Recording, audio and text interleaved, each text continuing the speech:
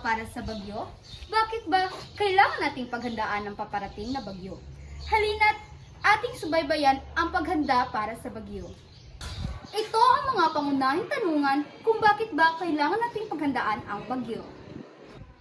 Ang paghahanda para sa bagyo ay mahalaga upang maprotektahan ang ating sarili at ang ating pamilya.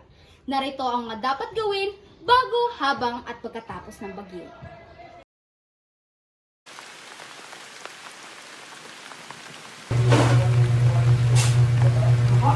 Ba't parang pangit ang panahon ngayon?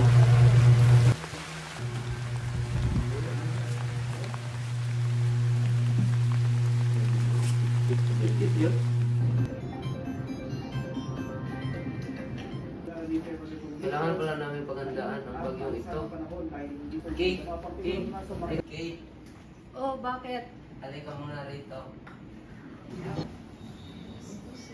Kailangan natin paghandaan ang bagyo dahil tatama ito bukas. Sige, habang maaga pa, paghahandaan natin yan.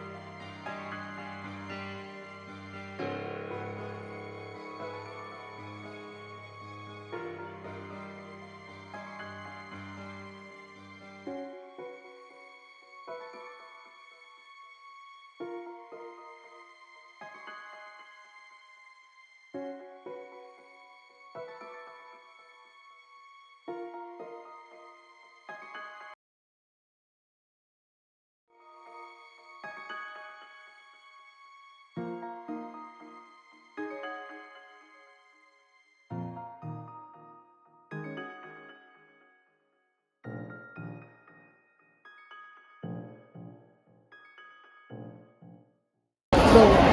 At laging tatandaan, ang pagiging handa sa bagyo ay mahalaga para sa kaligtasan ng bawat isa. Sundin ang mga babala at tagubilin ng mga otoridad upang maprotektahan ang iyong sarili at ang iyong pamilya.